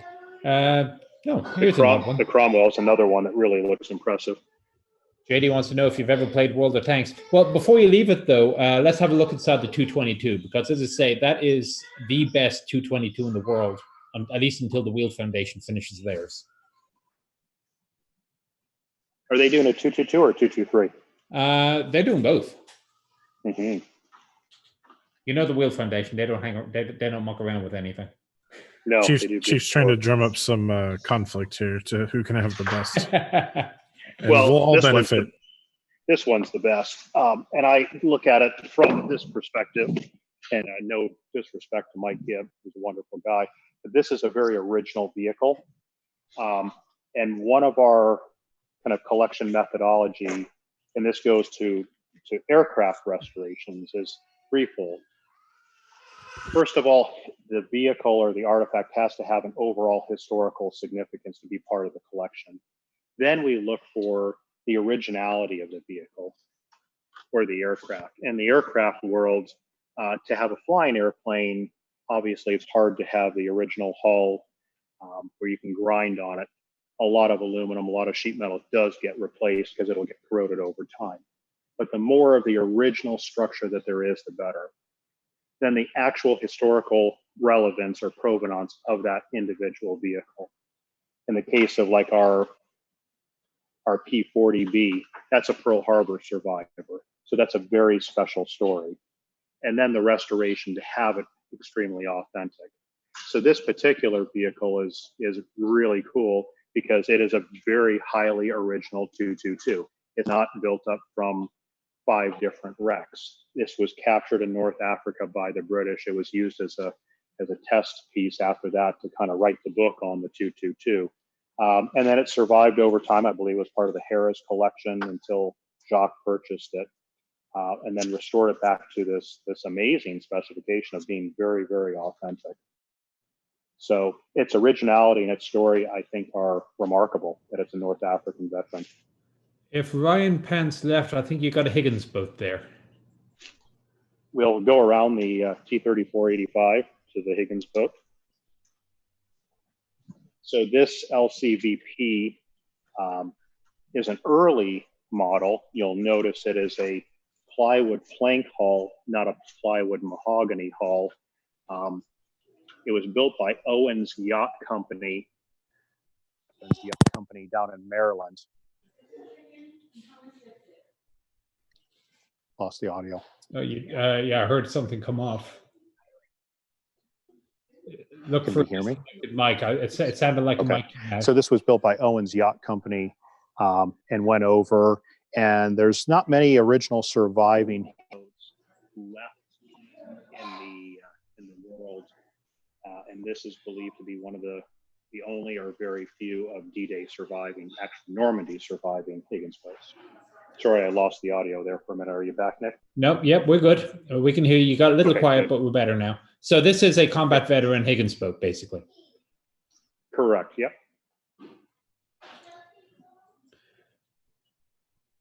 I think I've encountered another one of these at an MVPA show, but it wasn't in nearly this condition. There are less than 10 World War II era Higgins boats. I'm going to use that colloquial thing because not all were made by Higgins, but LCVPs. There are a number of post-war manufactured LCVPs that are out there as well. And some of those are being utilized. The problem with the ones that came middle to late war is their plywood, and they just absolutely fall apart. So this was fortunate as being an earlier production of having mahogany plank with a much higher survival rate than the plywood. Contrails wants to know, are you planning on doing any collaborations with other museums, such as Bovington or so on, maybe vehicle swaps or anything like that? There have been some discussions of some different vehicle swaps. This was pre-COVID, and then everything's kind of gone quiet after that. The biggest issue of transportation of vehicles is the cost. And actually, it would be easier probably to do something with Bovington than to do something with, say, Flycam or whatever Flying Heritage is called right now in their armor collection out on the West Coast, because it is cheaper to send something from Europe to the US on a boat than just to bring it across the country. But to put it in perspective, to take something of IS-2 size and ship it across the country is $50,000 one way. So transportation costs are very, very high. Let's move on then to the, people will have noticed we're skirting around the Panther. I think we're going to save that towards the end. I do want to give you guys about a 30-minute warning, and I also want to give a shout out. Really, what you've done with staging these vehicles is incredible. The water effects on the Higgins boat, everything is amazing. It's a scale modeler's dream. I can only imagine how much fun you guys had doing that. Yeah, it's just one-to-one scale modeling in here, which was it was a lot of fun coming up with it. So we're coming in through favorite tank, right? I'm sorry? If I recall, this is your son's favorite tank? Yes, and it's because of playing games online that he fell in love with the Cromwell. And it's a rather remarkable thing that he was playing and just, you know, became enamored with the Cromwell. And I could say, hey, Robert, guess what?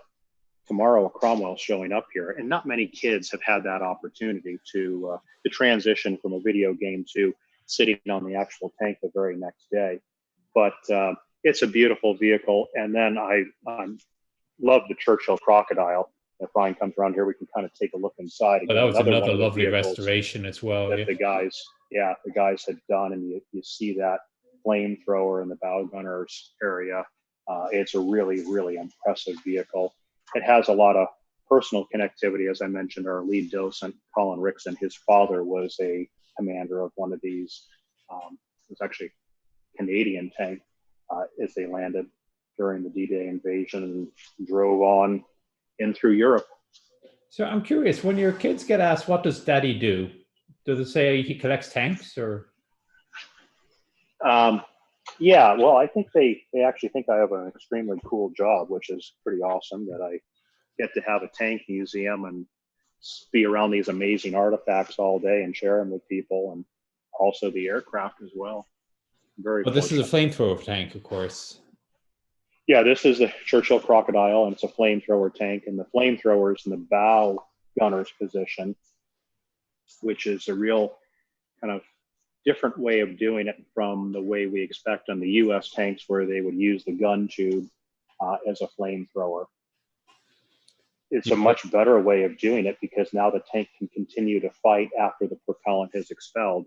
So if we look at the back of this, Ryan, if you come around, you'll see that big male fitting sticking up in the air. That's where the trailer would attach to. And as soon as the propellant was expelled, they could dump the trailer and continue on fighting as they would with as a normal Churchill tank could. Lovely. You're going to manufacture a trailer at all, or just leave it as it is? We've run out of room. As you'll notice, the Higgins boat is right next to it.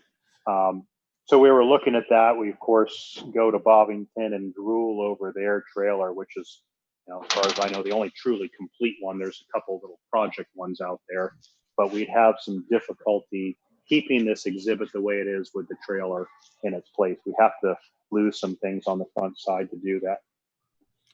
It's not a small tank to begin with. It's a big tank to begin with, and you put that trailer behind it, and it takes up this entire area. So if we go left, we're going to find another one of 6 in the world, I think it is, the Sherman E2. Yeah, the E2 or Jumbo is a very special tank. It's one of my favorites. When you look at this thing, you look at the additional armor that they added on to the hull, the turret, the mantlet. The whole thing is just a beefy, Sherman on steroids. And very rare vehicles. You mentioned very few surviving. And some of the surviving vehicles, I mean, I would say probably Cobra King would be the most historically relevant, most historically significant American vehicle extant today. And the fact that that's surviving and it was the first tank in Bastogne is really, really important. Does Cobra King run? This one Sorry? runs. Does Cobra King run? Your one runs. This one runs, yes. This one runs. We believe Owen's done a lot of the historical research on it, that it's a combat veteran, one of the ones that went overseas. You can see some spalling here of where there was a hit on the front final drive transmission case and it was filled in, showing some evidence of use. The turret shows a casting marking of 111 and Cobra King was 138. But of course, they only built a little over 200 of these, so they were quite uncommon in the day as well. That is my personal favorite vehicle from my visit, and it was definitely because of never had the chance to see one before, and the extra armoring up close is just incredible. Thank you for showing it. You showed it really well, Ryan. But the just all of that plastered on there, it's amazing. It is. It's an amazing, innovative, making do with what we had designed when we realized the Sherman was inadequate and how we could just take that basic design and add to it and create this assault tank. That's not the same M16 that Jack had, is it? No, this is an M16 that actually was the very first military vehicle that was part of the Collings Foundation collection. It came out of the Wings and Wheels Museum down in Florida, and it was restored probably in about 2000, 2001 by American Aero Services. And we kept this one here. And the M16 was part of the Littlefield collection was sold. Yeah. I have fond memories of the M16. The only vehicle I've ever popped a wheelie in. And if you move over here, this might be new since you were here last. The M8 Howitzer motor carriage. Oh, that came up from College Station. Yes, exactly. Restored down in College Station. They did an absolutely beautiful job with this vehicle. We can climb up on this bombed out house we have here, which allows people to look inside both the M18 and the M8 with their open top turrets and get a little more of a view inside of these vehicles. Oh, I got to do a video on that one. Okay, I haven't been to Brent's place in about a year now. I need to go back. Yeah, Brent and his guys did a beautiful job with this vehicle. And on the other side is the M18. Yep. Hellcat and Comet in the crossing of the Rhine section. And when we go down, I'll show you guys a picture of this particular Comet as it crossed the Rhine, which is very special to have a photo of that. So again, showing off and it is one of the things I know. One of the first things I noticed when I toured the new collection is that you left all the hatches open, or every hatch that you could leave open, you did. And most museums won't do that. Well, we want people to see what it's like inside. That was one of the main reasons for a mezzanine, is now you can look down into a lot of the vehicles, like the M3 Scout cars you come around. To have the hatch open on the side of the Crocodile and get that view in is important. But we want people to see inside of these vehicles because it tells more of a story. And also, you got probably hundreds of thousands of man hours into restoration here on a lot of these vehicles. You want to show off what's in there. If you're going to this extreme to getting everything correct, you want to make sure that people can appreciate that, of what it was like and how tight it was inside. Now, Ryan, if we come over here, These are going to be probably a little hard to see, but heading across the Rhine River at this point is this vehicle. That 3A on the back bustle box is this tank.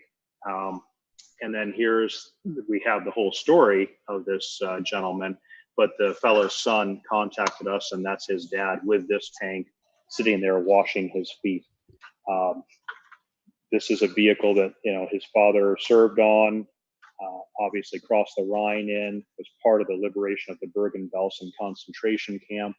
And you hear these stories and you read his diary of what it was like, and the fact that they came out and they sprayed the vehicle and the crews down with DDT once they left that camp because they were so concerned about the spread of typhus. But this vehicle has so much history, being part of two truly remarkable events during World War II. All right, so we've covered an astounding collection of vehicles so far, but now we're going to come to two of the prides, the IS and the Panther. Mainly because I'm also looking at the watch and we're running out of time. So we can't talk about everything. Guys, feel free as soon as this virus lifts to go up and take a look at this thing. Oh, look, another non-tanky thing, but we'll skip over it. This is a non-tanky thing, and I'm going to talk about it because I'm an airplane guy as well. I'm sorry, I got the mic here. Got to get the Messerschmitt in. This is such an important piece. It's an ME-109 G10. It was originally built as a G14 and then upgraded to a G10. So if anyone can explain to me the Germans and how they go from a 14 to a 10 is more advanced, I would love to hear it. But it was done by Erla Machine Work. We have a picture of the Erla plant as they were remanufacturing these ME-109s, and they were using labor from the Flossenburg concentration camp. And to me, this tells an amazing story again, because this aircraft was built using slave labor at that time. And it's just incredible. And then it was captured at the end of the war at Zeltwig, Austria, and painted up in Erich Hartmann's paint scheme, but it was a JG-52 aircraft, which was Hartmann's squadron. It was with JG-52 at the time of its capture. And again, if anyone has any more history or photos of these ME-109s as they were in Zeltwig when they were captured and taken as war prizes by the Bulgarians, I would love to see them. But I know you don't care about airplanes, so I'm going to move on. And I know you care about this, the IS-2. So this is really one of the crown jewels here as well. And we'll get to the last crown jewel that everyone's waiting for. Yeah, I won't say I don't care about airplanes. I mean, I know how to fly them. I have a license. But we are at a time, and this is World of Tanks. But when I saw this IS before it showed up at your place, it was sitting in a park in the Netherlands, open to the elements, and a bit of a wreck. Mm-hmm. And so, yet again, your team, how many mechanics do you have working on a restoration? At this time, we had about 4 guys working on this vehicle full time. And it's a remarkable vehicle because you see the Soviet mindset of the quality of the welding, the torch cutting, if you can get under here with a lamp, Owen, so you can see this. You know, this would never stand in Germany or America of this sort of quality. But back then, they didn't care. And you know what? When it got hit by a Panzerfaust or anything else, the tank didn't care either, or the Panzerfaust didn't care. That quality didn't matter. The Soviets put a lot of emphasis on the manufacturing quality where they needed it. The engine, when we were into rebuilding that, the fact that you have this aluminum block, aluminum head, 4-valve, direct injected diesel engine, V12, that's really impressive. The fuel rail for metering the fuel was well machined, not exceptionally well machined, but well machined, certainly not in line with the rest of the quality of the manufacturing. The torsion bars were well machined. Where they had to put effort, they did. But if they didn't, and a 7-year-old blind boy was capable of welding it, they would use a 7-year-old blind boy. And in fact, you look at the labor pool that they had available to them, it was a lot of children, a lot of invalids, a lot of female workers, people who had never been in an industrialized role, which is not too uncommon during the war, but they were digging even deeper at that point to churn these vehicles out. And Nick, with your help, we got a lot of the history of this vehicle, and I believe it was rolled off the assembly line about February of 1944. and served throughout the war. It was with the 50th Guards Unit, and they were partaking in the battle for Berlin. We have a few pictures of the 50th Guards vehicles in Berlin, right in front of the Brandenburg Gate. So I wish it could talk to us and tell us more of its story, because it certainly has quite a story. So you'll just go past the Greyhound and the 8.8 setup. You actually put a fair bit of room has been allocated to the anti-aircraft setup.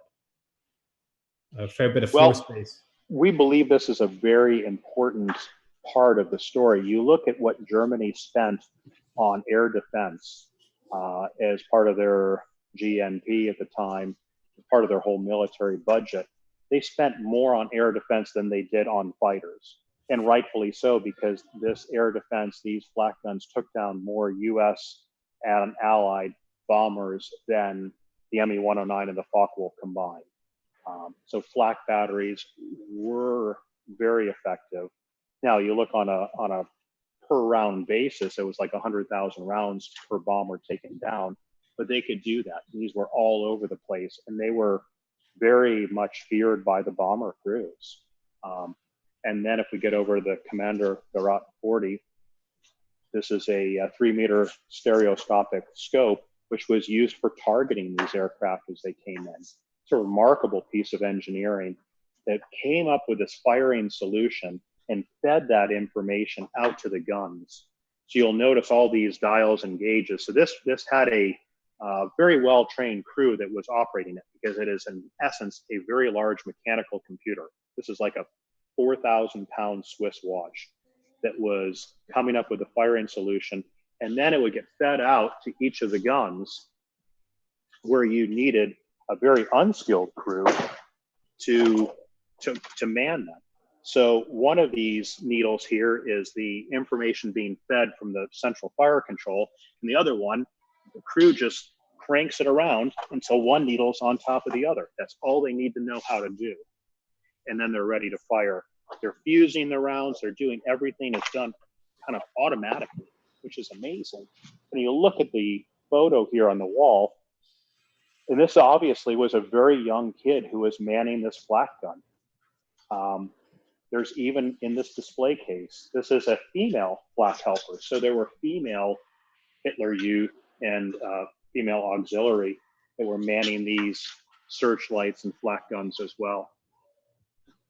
So the air defense role, you know, it cannot be understated. It was extremely important.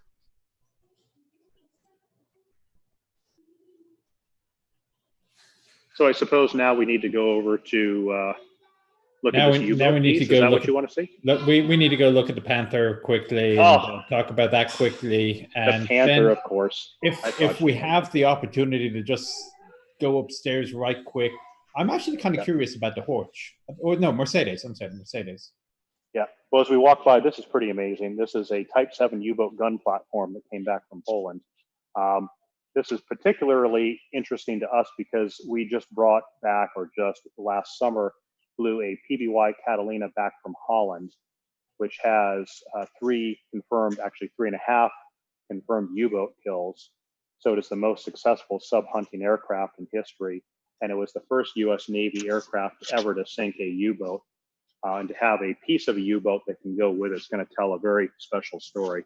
But I guess we need to move over here as we're running out of time.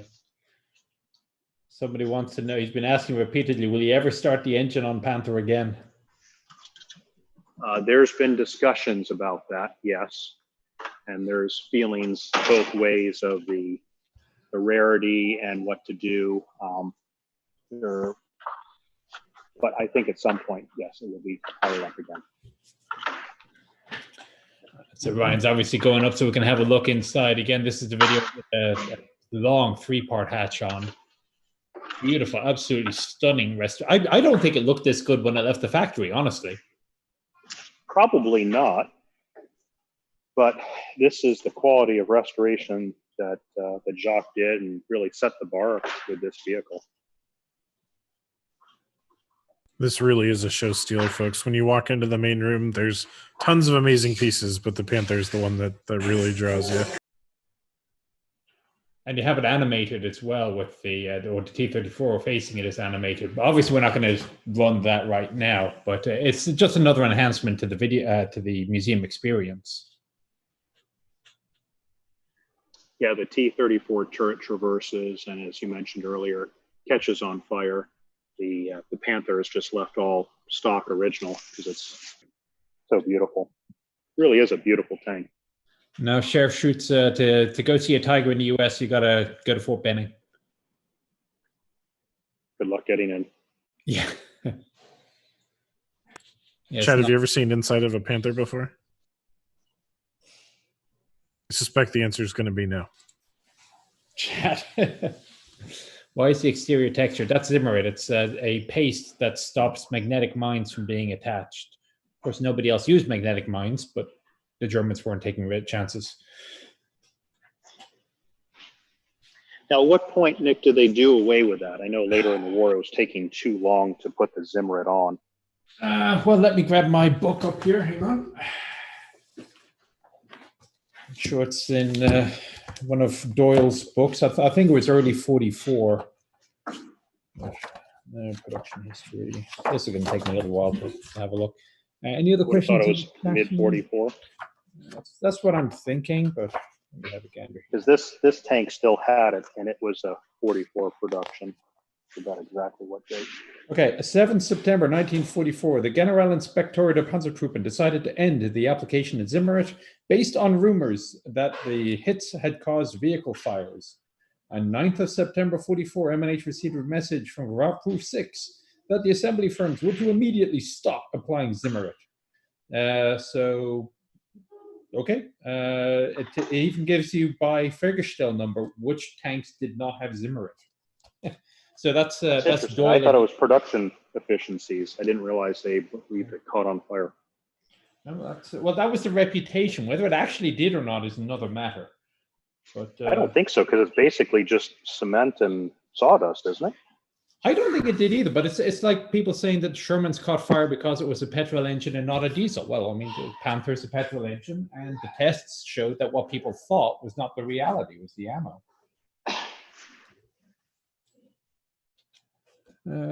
Fastest citation in the West. So there you go.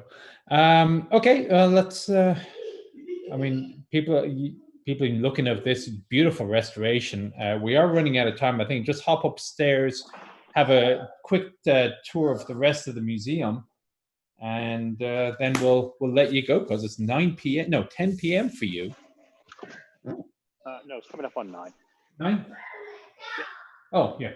We appreciate you staying up late and clambering all over stuff at Nick's behest for us. Oh, climbing over tanks, that's not the worst job in the world, that's for sure, right? I'm going to hand this down. I don't know if you want to show that video for a couple minutes while we walk upstairs. That's not a bad idea. We were planning on closing with it, but we could possibly do that. Well, we will... Well, just keep your camera on as you walk upstairs, and it'll either broadcast or it doesn't.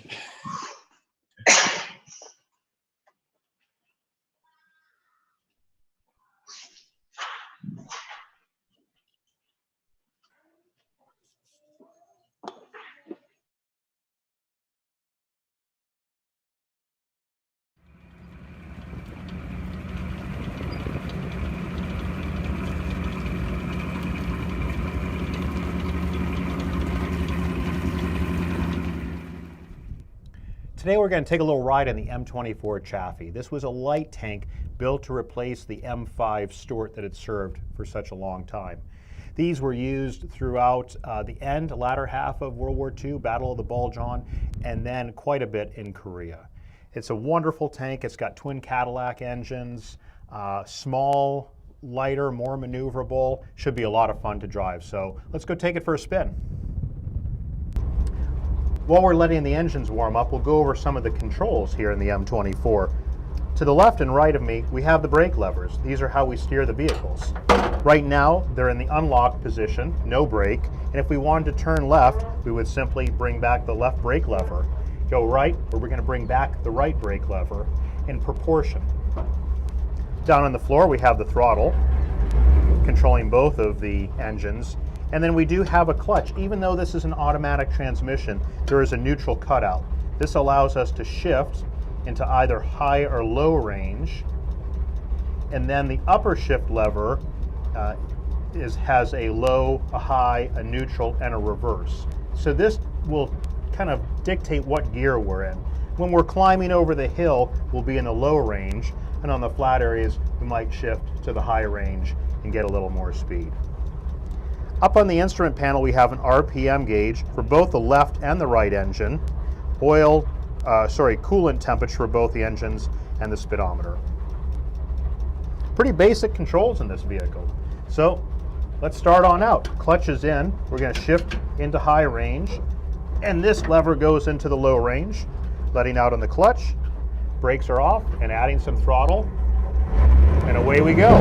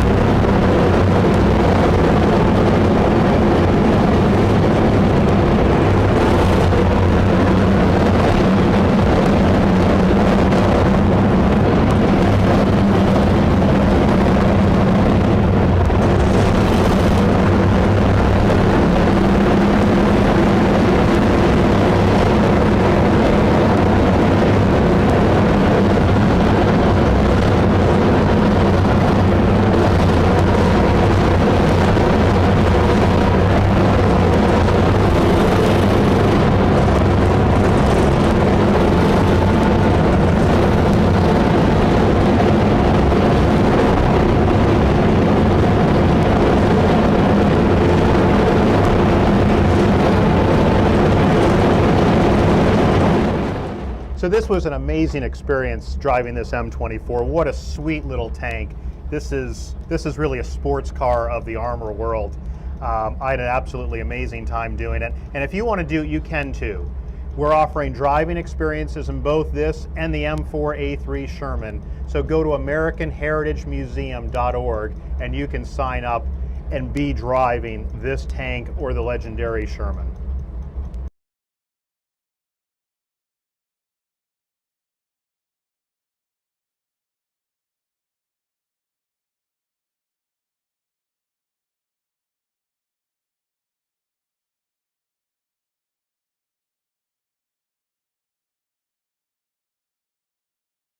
Ooh, I'd say that M24 is really. I drove Brent's one, and it really is fun to drive. Surprisingly fun, you'd think, actually, considering it's just a small little light tank. An armored sports car. Yeah, it is a lot of fun to drive. That is for sure. It's a sporty little thing.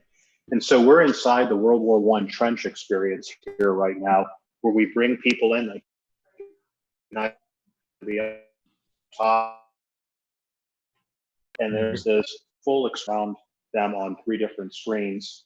And this trench is just remarkable. The guys who did it did a fantastic. Guys who also did a fantastic job. You look in here and you see these kind of bunk areas, and you're wanting to convey the misery and how horrible these were, and the horror of being inside of a trench. And you can only do it through, well, being in a trench, but of course having the experience in this immersive video show as you go on. One of the big reveals, of course, is the first tank you're going to see as you come to the museum, and one that's very important to us which is our M1917, the U.S. license-built copy of the Renault FT, which we love to show off to people. Somebody's suggesting that when the visitors go through as part of the experience, turn on the fire sprinklers so they all get wet. That might be annoying to maintain. That would be tough. And as people leave this World War I exhibit, and there's a couple great artifacts here, including an original MG08, a live gun, and some of the uniforms, we're going to go into war clouds. How did World War II get started? And this continuation from World War I. And a lot of the same people and personalities. To put it in perspective, that FT is now over a century old. It is, yes. That's a 102-year-old vehicle now. That Mark VI is a jewel. So many people don't pay that attention. And I can't wait for you to see the Panzer I. I was out there in January looking at the restoration. It is absolutely phenomenal. I mean, you know the workmanship that he does. He did the 222 and was involved with the Panther and Stug restorations. It is going to be an absolute jewel when it's done. So this is always an eye-catching Mercedes when you drive it around. What is it? Well, this is a Mercedes G4, and the G4 was the 6-wheel Mercedes. Both of the rear wheels are drive wheels. They had about 34, I believe, were built. I'm sorry, 57 were built during World War II, and they were the state vehicles, all motor pool vehicles. There's this misconception that Hitler had his own car and so forth, which is not true. There were certain vehicles that different people used, but they were all part of a motor pool. And so Hitler did have some G4s that he used, as Goring and others did as well. There were 3 variants of this: the parade car, which we're looking at, and this is a replica. This is not an original G4. There's 3 original G4s in the world. This is built from an original. The previous owner had an original G4 and wanted to have this one built so he could use it. There was the parade car. There was a radio car that would go along with Hitler as a command post, and a luggage carrier. So those were the vehicles, and they could use them in more bombed out areas with the 6-wheel. But I think it was more of just the imposing, impressive nature of the vehicle. And then, of course, from there, you get the big reveal. So what we were about to see, I guess, is what a visitor to the museum would see, more or less. Yeah, once the screen rolls up here and you see the attack on Pearl Harbor, this is what you're getting, this view. You're getting the idea of this small little regional conflict that was going on in Europe that we didn't want to be part of, the bickering between France and Germany and Poland and Germany and everyone. We've been involved with that just recently with World War I. We don't want to get involved again, was the general attitude. We were very isolationist, and how that little regional conflict of not wanting to get involved at an earlier state blew up, and these little vehicles like the Panzer I and the Mark VI now became these huge vehicles.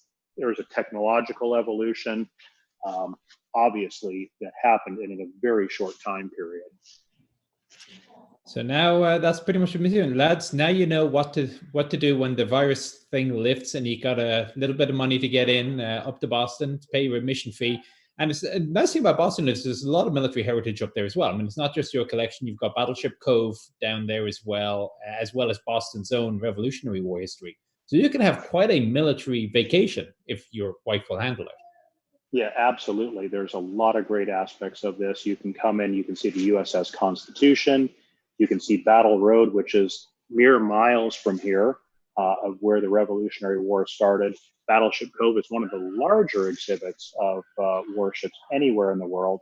New England Air Museum, the Wright Museum up in New Hampshire. There's a lot of great military history in this area. And of course, the best of it is right here at the American Heritage Museum. So make a road trip, make a plan, because everyone's really ready to get out. Come up here, pick a great weekend, come up for an event weekend where you can see these vehicles in motion the way they're really supposed to be shared with the public. Go for a ride or drive the tank, come to the World War II reenactment. But, get out of your house when this is all over, and let's start living our lives again. I hope everyone's safe and healthy who's tuning in today, and looking forward to meeting everybody up here at some date really soon. So I hope people who joined late, they'll go back online and look at the start of this, and also pay attention when we're in the maintenance shop and we start talking about that matching fundraiser, that you have a generous donor is matching any donations that go to, that's on your Facebook page as well, is it? Or did we link that? It'll be a link on the Facebook page and on Yeah, our website where you can go in and make the contribution. Nick, as you said, it's a dollar for dollar match. If you donate 25, 2,500, 25,000, any amount is going to be matched doubled at this point. So it really helps keep the museum going in this very difficult time. And I know it's a very difficult time for everybody, but we want to keep this thing going so we can share it for generations to come. All right. Thank you so much, Nick and Rob, for joining us. I can't Ryan agree and with Owen. them enough. And yes, I have a full list here, actually. Thank you to Ryan for setting this up and doing all the cam work, Owen for carrying all the ladder work around. And we've had Ken and Jackson helping out in the chat. We've greatly appreciated. Thank you to all of you involved. Please do go visit this museum, guys. I can't stress it enough. The narrative experience that you go through, going through the intro hall and the trenches and watching the videos and then coming out into the exhibit hall here, it's one of the most amazing museum experiences that I personally have had. I can't endorse it enough. We hope, as Rob said, that all of you are safe and healthy at home, and we will see you next Tuesday at 4 for our next stream. Have a great weekend, all of you. Thank you again, Rob. Thank you very much, guys. Have a good night. Bye-bye.